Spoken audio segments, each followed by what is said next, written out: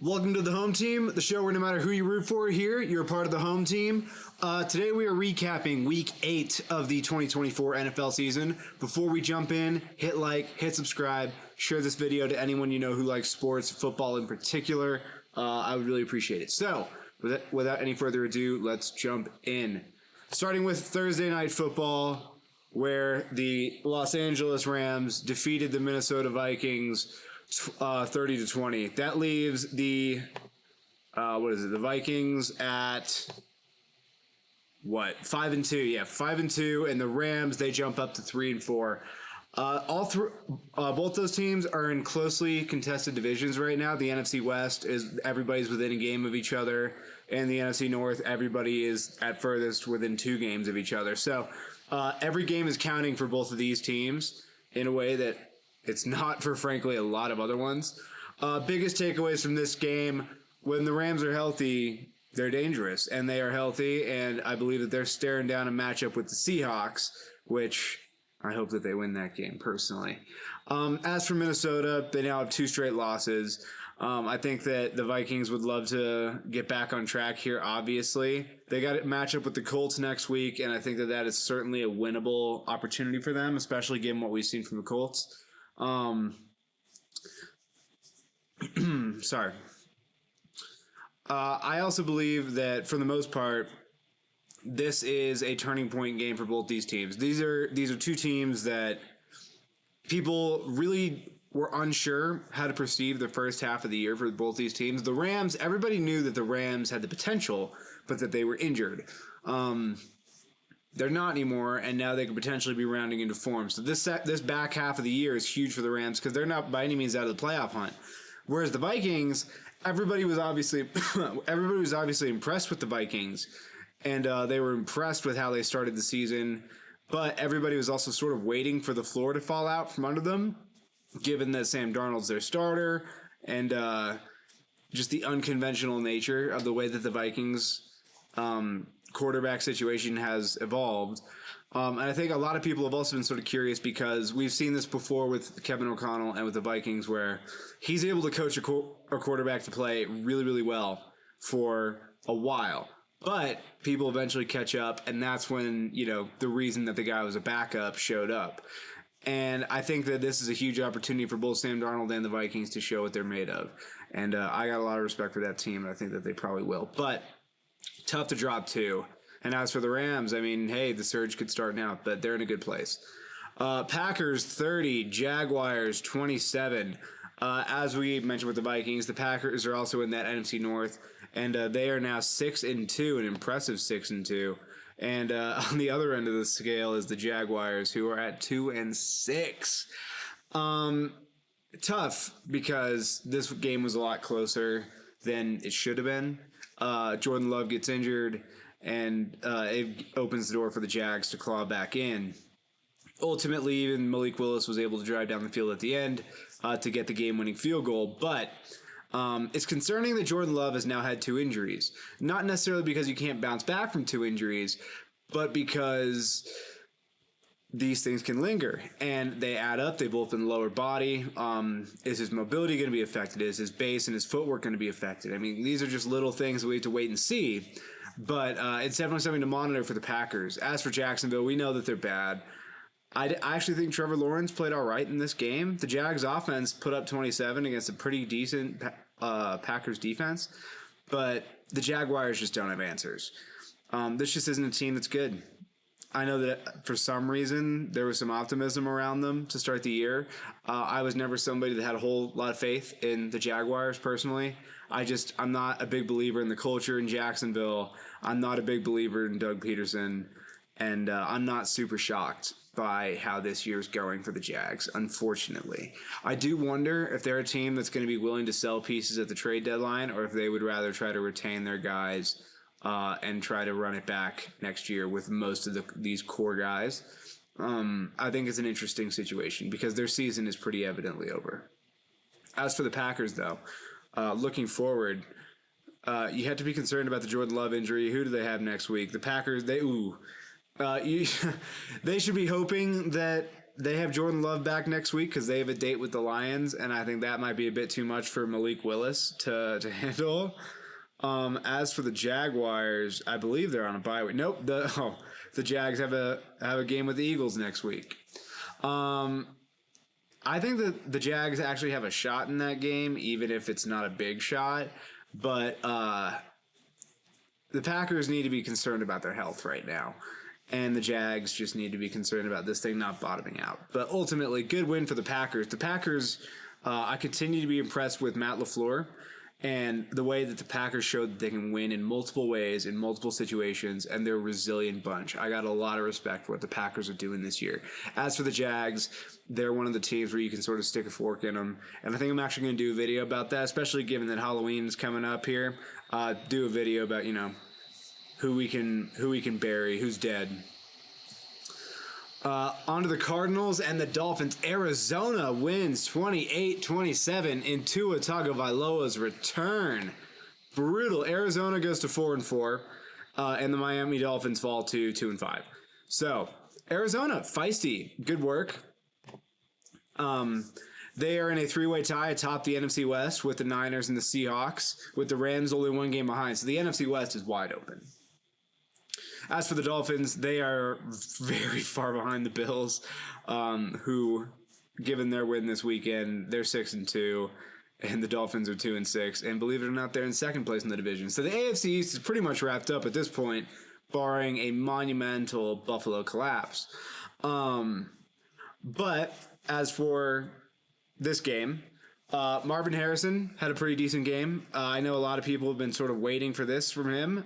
6 receptions, 111 yards, 1 touchdown, and that was still only second on the team to Trey McBride, the tight end, who had 9 for 124, which he is a very sneaky, underrated tight end, and he needs to get a little bit more love.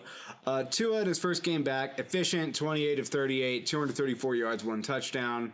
Raheem Mostert, not a lot of carries, not a lot of yards, but 2 touchdowns. So the offense obviously functions much better when Tua's in there. It really only functions when Tua's in there. But against the Cardinals, their defense was not able to step up. I believe one of the more underrated injuries of this entire season is Jalen Phillips, the Dolphins' defensive end. He's a really good player, and without him, the Dolphins' defense doesn't generate much of a pass rush. And unfortunately, it's just a group that they're incomplete on that side of the ball. And that was never the side of the ball they intended to rely on. They intended to rely on their offense. And this year just hasn't been their year. And they just weren't able to do enough against an Arizona team that, while they're feisty, they can be had. But overall, Arizona in the hunt, in the mix for the NFC West. There's still a long way to go, and that division, there's a lot to be, decided still. Although I would argue, I think Arizona might be, I'd say that they're probably the 3rd best in that division, behind San Fran and the Rams. Seattle's been very concerning for me on the defense side of the ball, but I really don't know. The NFC West, they're also bunched together, and they've all had their different issues that this is by no means impossible for Arizona to pull off. As for the Dolphins, who do they have next? What is Miami dealing with? Or is Miami on a bye? Miami has a game with the Bills next. So if Miami falls to 2-7 and the Bills go to 7-2, we can officially call the year off for the Dolphins, I think. The Arizona Cardinals have a game with the Bears next week. That could be big. The Bears obviously are coming off a disappointing one that we'll discuss. But Arizona, if they could beat Chicago, that would be huge. And Chicago's no walk in the park, obviously. They're a good team. But I think Arizona has shown that they're a decent team. I think that a lot of us are prone to overlook Arizona because they're the Arizona Cardinals. But they were resilient last year, scrappy, even without Kyler for most of the year. And this year, they're turning some of those close games into real wins. And they're also showing that they can make comebacks. They've surged from behind to win a couple of their games, and I think that is a really good sign for them, where they're now learning how to win and actually close these games. So I'm optimistic about the Cardinals. Jets, Patriots. Boy, oh boy. The New England Patriots win this game 25-22 over the hapless New York Jets. It's hilarious. This is one of those things where I said in my predictions video I wanted the Patriots to win this, but I didn't really think that there was a great way for them to do this. But man, they didn't even play well, but the Jets just find ways to do it. The Jets had some statistical profile where the previous teams that had performed like that were 272 and 0, and now they're 272 and 1. And I think it's, I don't want to mess it up, but basically the Jets had no right losing this game, but they just find ways to do it. Same old Jets. The worst part is it wasn't even Drake May most of the game. Drake May, was when he was in there, played well. He scrambled well. There was a really nice throw he had that got dropped, but he ended up leading with a concussion. And then Jacoby Brissett came in and carved up the Jets, which I think that should be more concerning than anything else. I believe that the firing of Robert Saleh has had its ripple effect in that when you fire him and then you take the defensive coordinator and promote him without, essentially, handing off any of the defensive coordinator responsibilities to anybody else, you've spread Jeff Ulbrich too thin. And now the one part of the team that was the strength has now become a weakness, which is their defense. The Jets were hasty, and it's come back to bite them. They have a collection of a lot of individual players who I think are all much more self-motivated than team-motivated, and I think it's showing. It's kind of funny, if we're being real. Sorry, Jets fans. It's just, I don't think any of us thought it could have gone as bad as it has, and it's been remarkable stuff. As for the Patriots, I don't really know that you wanted to win this game if you're the Patriots. I think that the higher the draft pick you can get, the better, but it's always fun to beat the Jets. So, good for the Patriots. Drake May is looking like he's going to be a good player. The concussion's unfortunate, but it doesn't look like it's going to be anything major. And they've shown some more signs of life recently after Drake May came into the starting lineup, which is not what I was expecting. It hasn't always resulted in wins, even though it did this week, because in general they're just not a very talented team right now. But I believe that if he's able to, show flashes and look good in this environment, there's a good reason to believe that as the environment improves, he'll get even better, and that they may have found their guy. So I think that's really good and really encouraging if you're a Patriots fan. Who do these teams have next week? The Patriots have a game with the Titans. Ooh, they might actually win another one. I don't know if you want to do that if you're the Patriots, but that's fair. And then the poor Jets have a Thursday night game against the Texans where, man, they might...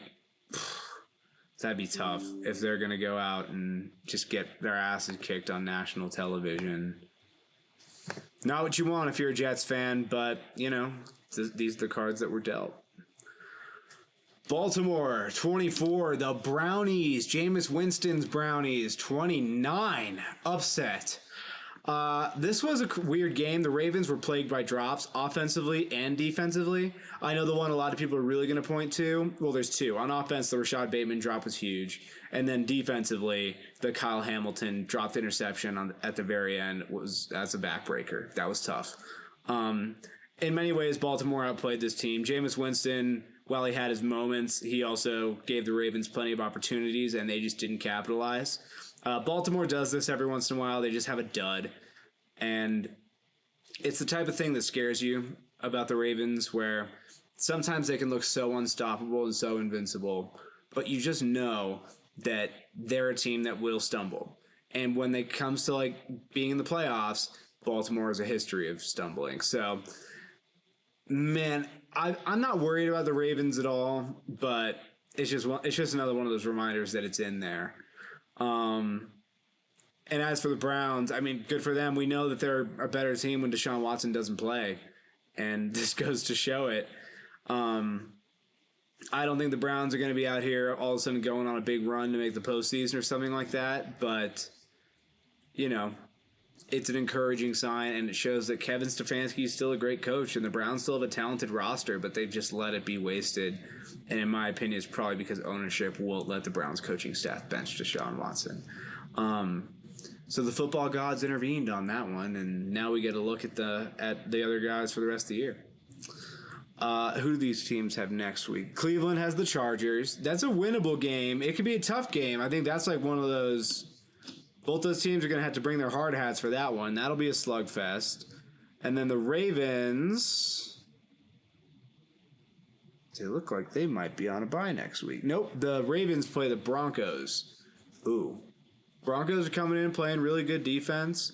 That's less of a cakewalk than you would think, though I suspect Baltimore would probably get that one done. Although I felt even stronger that they would get this one done, but here we are. Eagles 37, Bengals 17. Cincinnati, man, that's disappointing. As for the Eagles, this game was closer than that score indicates, but this was the first game all year where the Eagles offense actually looked like a cohesive unit. Granted, it comes against a Cincinnati defense that on its best day right now is really bad. they don't have the horses to really keep up with a lot of teams right now defensively. Joe Burrow played well. They just couldn't, sustain momentum offensively. They're just having problems. Whenever T. Higgins doesn't play, teams just key in on Jamar Chase, and they don't have the depth right now to counter that, which I think poses an interesting issue for them come this offseason, where most people suspect T. Higgins is going to walk out the door. I wonder if this season sort of acts as evidence to them that, hey, maybe we should sort of consider keeping this guy around and giving him a contract. I understand it's difficult to pay two guys, especially because this offseason Jamar Chase is going to demand a contract, but it just makes the situation more interesting. Overall, these two teams sort of, they've been weird all year. They've been inconsistent. They've been up and down. The Eagles were more up today, and the Bengals were obviously more down. And ultimately, hey, Baltimore's fallen behind now in the AFC North. They're 3-5. The Steelers now, after their win tonight, they're 6-2. Ravens are 5-3. This is getting away from the Bengals pretty quick. They gotta lock in now. As for the Eagles, I believe they're second in the NFC East right now. They're just behind the Commanders, only by a game. But the Eagles have also had their bye. So I think Washington right now is the best in the NFC East, but Philadelphia is, keeping it close, despite the fact that I think that they're not a true contender. Okay. Next up, we have... Actually, wait, let's see who these teams have next. My apologies. Eagles, we already referenced the Jaguars. I think that's probably a pretty good spot for the Philadelphia Eagles. And then for the Bengals, they got the Raiders. That's a good get-right spot. If they can't beat the Raiders, I think we got to have a pretty strong conversation about Cincinnati. Colts, Texans. Texans 23, Colts 20. Obviously, let's address the big thing, Anthony Richardson tapping himself out for a bit in the third quarter. It's obviously weird, and it's not what you want to see. Anthony Richardson is just concerning me right now, especially given his attitude about it. He seems sort of flippant about the whole thing, and I think that the Colts in general are suffering for his inconsistency and his apparent attitude that, he's doing well and playing well. And he's talking about, he's the best running quarterback outside of Lamar Jackson. I don't think so, because every time you run the ball, you get hurt. So they can barely even utilize that part of you, and then you're going out here and having just a horrible completion percentage. What did he have in this game? He was 10 of 32 for one touchdown and one interception for 175 yards. So that is well under 50%. He is, to put it plainly, not a good passer of the football right now. And against the Texans, who I've sort of been a little bit up and down on the Texans in general. They find ways to win, but they're not out here really doing great in any of these games. If Anthony Richardson would just play a bit more consistently, the Colts probably win this game. But they don't. So the Texans extend their lead in the division. They sweep the Colts because this game was for first place in the division. So the Colts are effectively, they would have to beat the Texans flat out record-wise, which at this point is not looking super likely.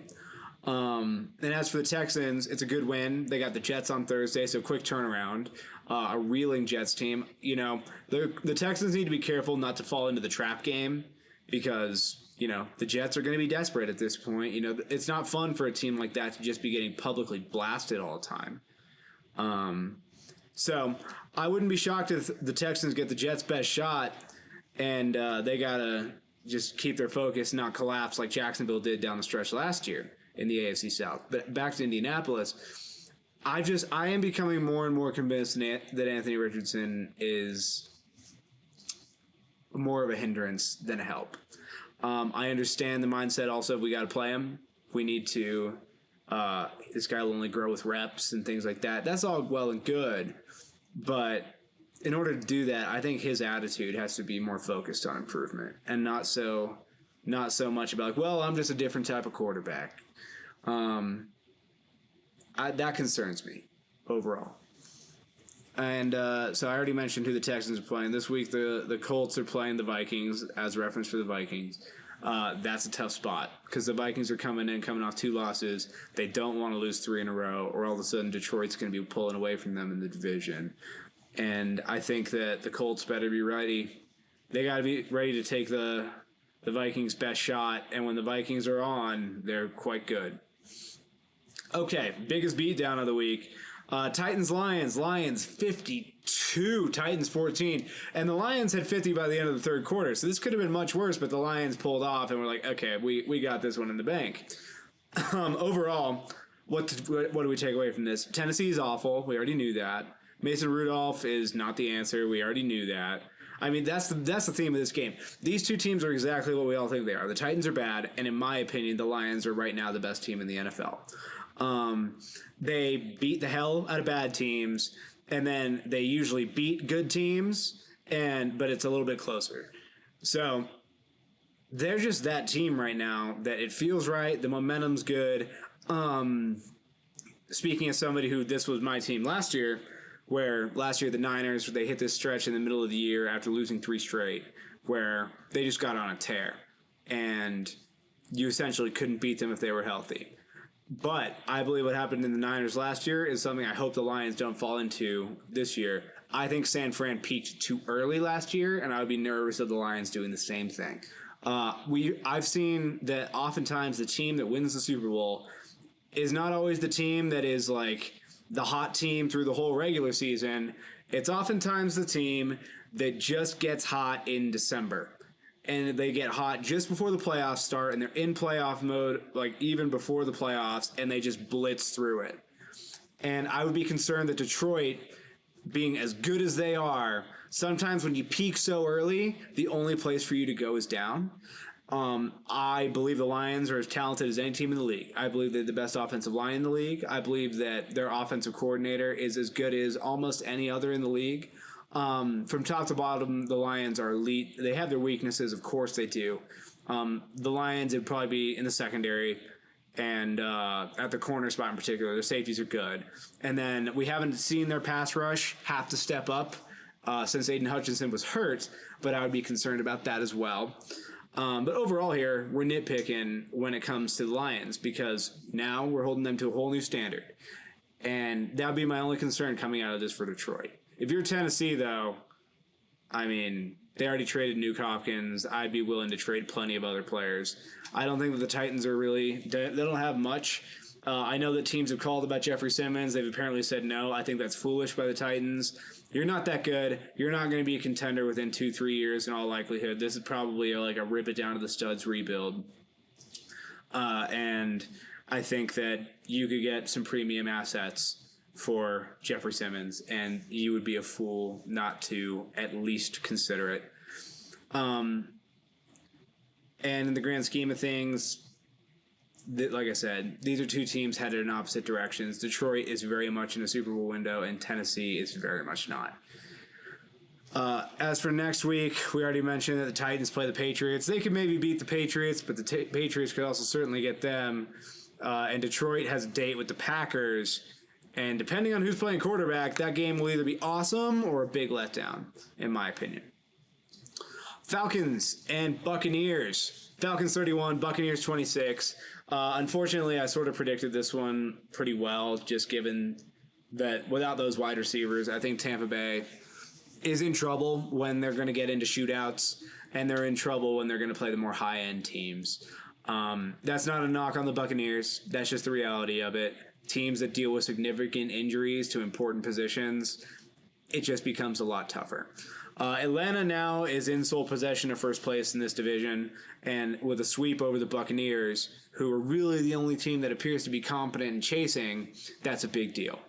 I still believe Tampa Bay is very much alive, certainly for a wild card spot. The division's not out of reach, obviously. Atlanta's not, some juggernaut, so they could drop a few, and if Tampa Bay just stays feisty and wins a few, the division's still alive, but it got a whole lot tougher with that loss to the Falcons. Moving forward, the Buccaneers have, some important games coming up this week. It doesn't get any easier for them. They have a Monday night game with Kansas City, and then the week after that, they have a date with San Francisco. So Tampa Bay is about to enter a difficult stretch, and unfortunately, it's without their two primary weapons. So Tampa Bay could either pull off an upset, certainly, or this could be about the time where the Falcons are able to distance themselves. As for Atlanta, what they have next week, they have... It appears the Falcons have the Cowboys. The Cowboys are going to come in pissed off. Atlanta, I believe, has a more complete roster. I believe that their lack of pass rush is always live to bite the Falcons in the ass. But they have shown an ability to score quite a lot and play well, and they're creative enough defensively, and their secondary is strong. And given Dallas's lack of weapons to throw out there, it's CeeDee Lamb or bust. You just need to, create a game plan of CeeDee Lamb cannot be the guy that beats us. It's got to be somebody else. Dallas can't run the ball very well, and I think Atlanta has a real shot at that game. So if Atlanta wins that and Tampa Bay loses that, this is the time of year where if Atlanta just holds up their end of the bargain, this could be the time of year that sort of decides the NFC South. Speaking of the NFC South, the Saints and the Chargers. The Saints 8, Chargers 26. It was a bit of an ugly game, really. The Chargers are not a super high-flying offense. Ladd McConkey had an awesome play in this game where he caught a nice contested catch and then went streaking through the defense. But the Saints, the injuries have just been debilitating. They've been awful. They've rendered the Saints completely non-functional, essentially. And the Saints have lost, 6 in a row now? Yeah, so they're 2-6 now. The Chargers are 4-3. I would say that, not to mention, in this game, I've seen one of the more dirty plays in a while from a Saints defender. Justin Herbert already thrown the ball. It was long gone, and the Saints defender is grabbing him and twisting at his knees and stuff like that, and ended up getting it with Bradley Bozeman, the Chargers offensive lineman, tackling him off of him and jumping him, which I think is good. That was a weird play. I don't know what the hell happened that led up to that exactly, but that was one of the more blatantly dirty things I've seen in a minute. But ultimately, it didn't matter because the Chargers put it to the Saints. The Chargers win ugly, and as I've said, they're not going to win any game where it has to be a shootout. But when it comes to a game like this where it gets to sort of stay on their terms and be a slugfest, the Chargers are a tough team. And we haven't been able to say that for a while. So I think the Chargers are really an offseason away of just retooling their offensive weapons, and they could be a contending team. As for who these teams have next, the Saints have the Panthers, so maybe this losing streak will end for the Saints, or maybe Carolina will get their second win of the year. I think that one's very possible either way. As for the Chargers, who do they have next? It looks like the Chargers have the Brownies. That should be a fun, paint-swapping game. I think that those two teams are both trying to win ugly right now, and we'll see who comes out on top in that one. That's a little more 50-50. I got to think about that one a bit more. Bills and Seahawks. Bills 31, Seahawks 10. We keep seeing over and over and over again that the Seahawks can't quite hold up against the really good teams in the NFL right now. I believe that they're talented. I don't mind what they're building. In fact, I think there's actually a lot of reason for optimism, heading into the future. But right now, Seattle's just not one of those teams. The Bills, on the other hand, are. Amari Cooper didn't have a whole lot of production in this game, but he did draw a lot of attention, which opened things up for other guys. Dalton Kincaid and Keon Coleman in particular in this game had decent games. I was very impressed with the Bills on the whole. Josh Allen had a fun play where he fumbled the ball and somehow managed to kick it 10 yards ahead to be recovered by another Bills player. And that's just the type of game it was for the Seahawks. It just was not going to go their way. I think that Seattle is going to end up somewhere around 500. I think that they're going to win one game that they shouldn't win, and they're going to lose one or two games that they should. They just seem to be that type of team. And I think that that's okay if you're a Seahawks fan. The Seahawks are a younger team in terms of their foundational pieces, and I think that, moving forward, they have a lot of reason for optimism under Mike McDonald. I think he's a good coach. It remains to be seen how good of a head coach he is, obviously, as we continue through this process. But I think that he is a smart defensive mind at the least. I also think that it just takes time. And I think that this is very much a team that was built for Pete Carroll. And I think that when you have such an identity under one way, when the big change comes in, sometimes it takes a year or two to really get fully acclimated. As for what these two teams have next, the Bills have the Dolphins, which, big game. If the Bills could win that, they essentially put the nail in the Dolphins season.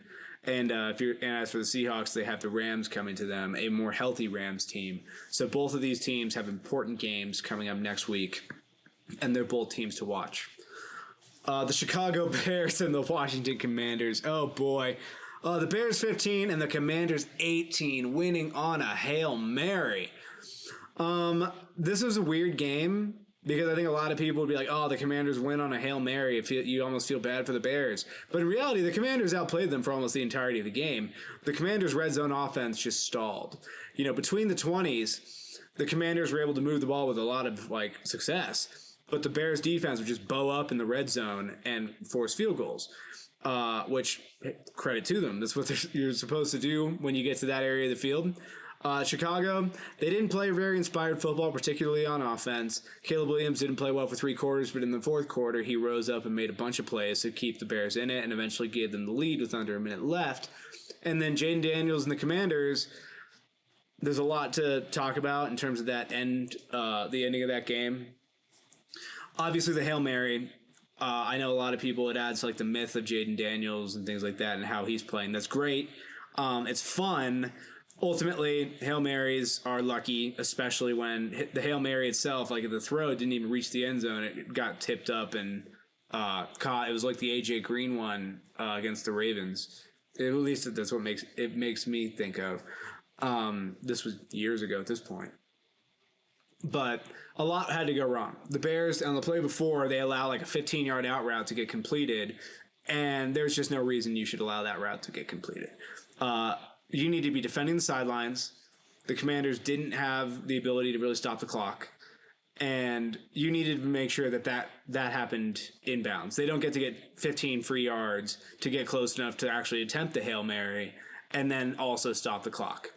If they want to try to get closer, they're going to have to do it inbounds, and they're going to have to be flawlessly executing in order to even get another shot, in my opinion. I think that the entire end of the game was mismanaged.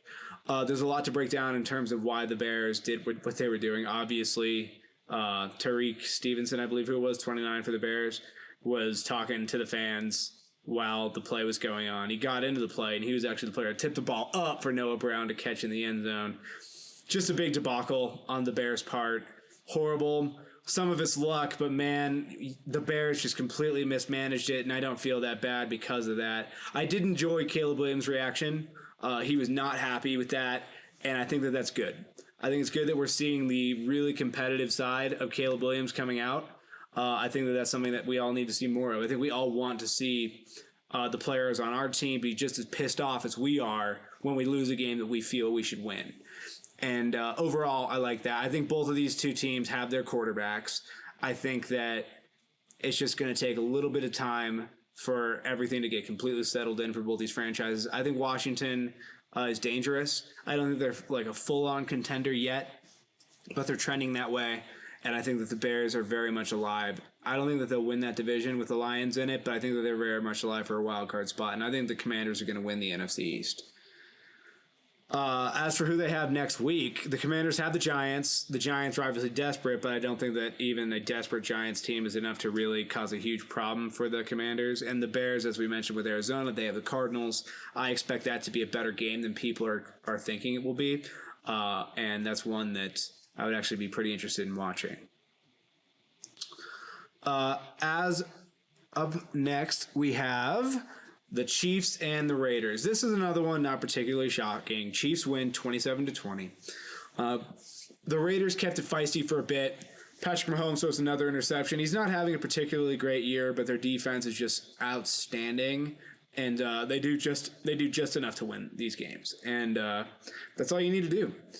Especially when you know that it's Patrick Mahomes. He doesn't really tend to make the vital mistake. When he makes a mistake, he tends to make it early and they can fix it. He doesn't make a lot of late mistakes, is really what this comes down to. And the Raiders, listen, they just don't have the horses to compete with the Chiefs. Gardner Minshew's out there. They don't have Devontae Adams anymore, obviously, outside of Brock Bowers, who is outstanding as a tight end. But other than him, they don't really have a weapon. And that's really all there is to it. The Raiders' offensive line is decent, but their running backs just don't cut it.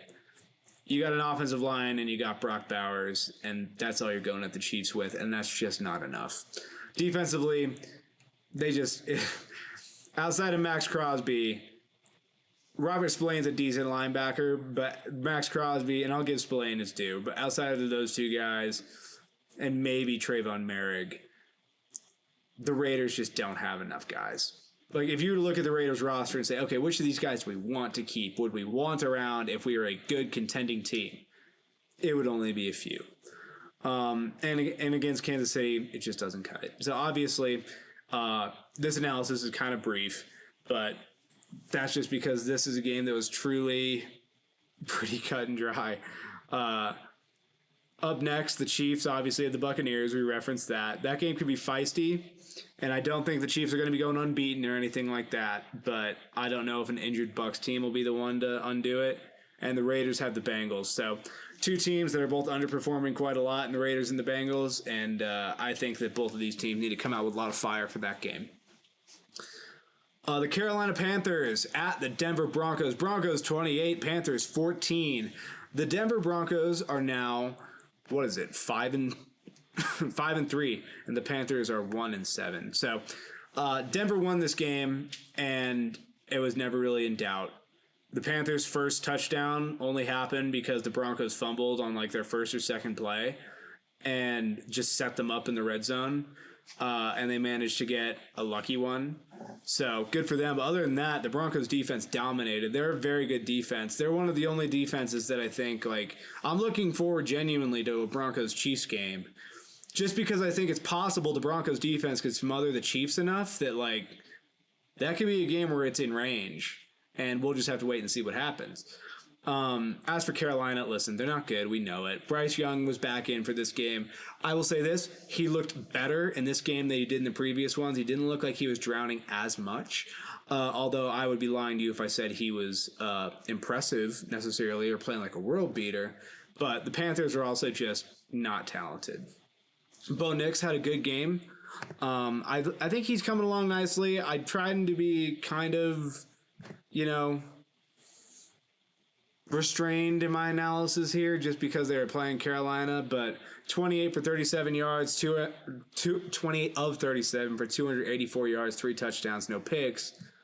Obviously a good game for the rookie. I think that overall this game went about as we would have expected.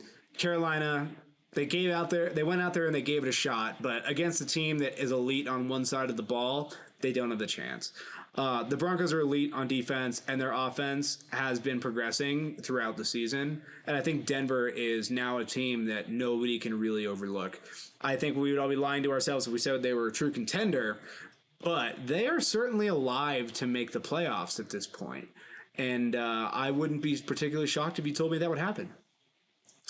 Next week, the Panthers obviously have the Saints, which, that's possible. Given the injuries to the Saints, they could potentially pick up another win there, and the Broncos have the Ravens. That's a tough one. If they were to pull off the Ravens game, I think that would tell us a lot about where the Broncos are at.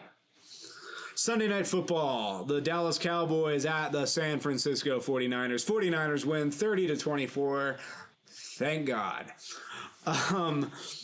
San Francisco, we still dealt with some of the issues that we've been having, which is guys getting hurt in the game. Jordan Mason exits this game as well. We're still out Christian McCaffrey, Dre Greenlaw, obviously. Funga's still out. Ayuk's obviously out for the year. There's just a lot that San Fran's having to deal with right now, and the bye week couldn't come soon enough. But these were two teams that both really needed it, and that score is not indicative of the game. Granted, as a 49ers fan, it pisses me off that we let it get that close. I'm annoyed that we are clearly a team that, listen, if it happens once or twice where a team is able to close the gap on you and, like, you just give up a comeback win, it happens every once in a while. It's happening too consistently for my liking. Even in the games where we win it, it's sometimes closer than it should be. I cannot understand how we don't have a general philosophy change to how we handle these leads.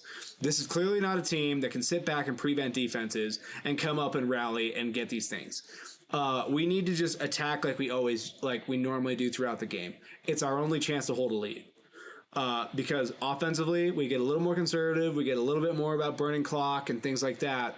And I think also when you're having this problem, it becomes a mental thing where you start to feel it happening. And then you're gripping so tightly to try to keep it from happening. You squeeze too tight and you make mistakes, and then it happens. And it's like, it's a self-fulfilling prophecy. But we won the game, scored 30, which that was great. From the Cowboys' perspective, they can't run the ball. They can't stop the run. And any team that can run the ball is going to give them hell. They don't have any weapons outside of CeeDee Lamb, and it showed. Granted, the Niners lost CeeDee Lamb twice to disastrous results in the back half of the fourth quarter, so that was fun. But for the most part, beyond that, they did a good job containing CeeDee Lamb. I think that Dallas, listen, it's desperate. They need to win this next game or they're in dire straits. Dallas has... Who do they have next? I don't know what we were talking about. The Atlanta Falcons. They could win that game. That's a game that is possible for them. They also need to get healthy. DeMarcus Lawrence and Micah Parsons in particular are missed on defense. They don't really help with the run defense that much, but in terms of pass rush and pass defense, they're quite influential. And as for the Niners, bye week is up next. Couldn't come at a better time. They really need it. Health has been a huge problem for them. And I know that after the bye week, now we're starting to talk about the possible returns of Christian McCaffrey and Dre Greenlaw, which would be huge. So that would be exciting. I know that Hufanga is also apparently nearing return. He's going to play with like a big cast on his wrist after he tore the ligaments.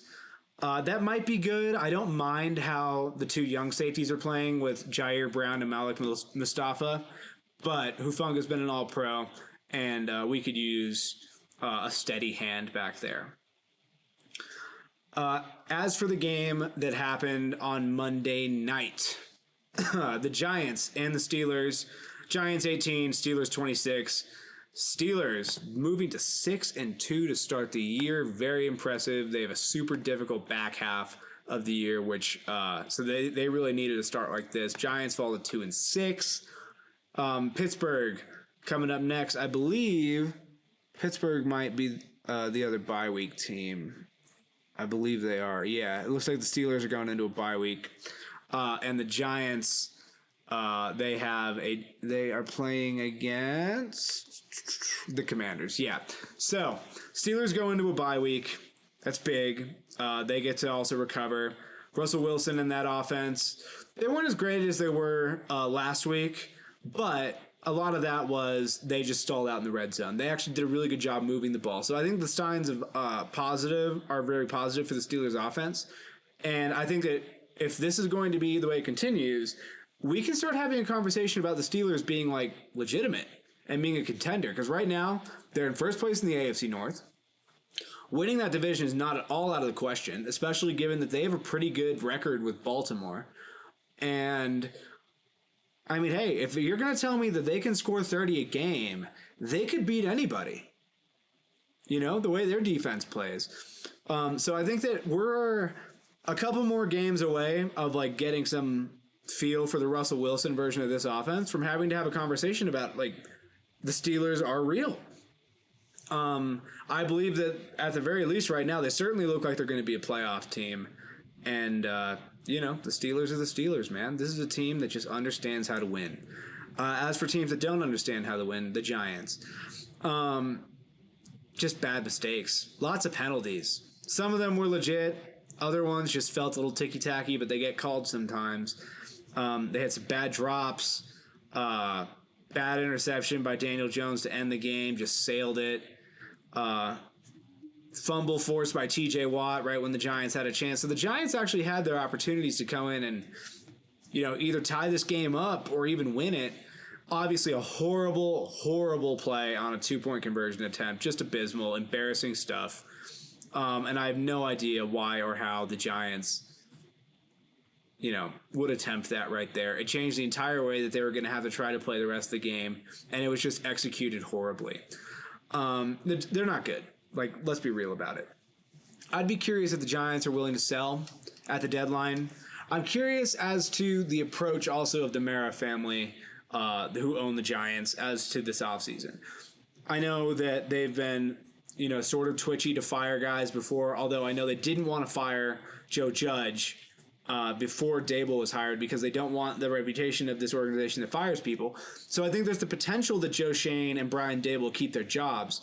And if that's true, are the Giants willing to sell pieces at the deadline to acquire assets, or are they going to try to retain their guys and just add and build towards the future? They'll likely be drafting a quarterback. I just think the future is interesting for the Giants. They're an interesting experiment. I wouldn't be shocked if people called them about like a Dexter Lawrence or something like that, which I doubt they would want to move, but I'm sure for the right offer, they'd be willing to listen given their position. And with a date with Washington coming up, it doesn't get any easier. So that was week 8 of the 2024 NFL season. Week 9 coming up, Thursday Night Football, Texans, Jets.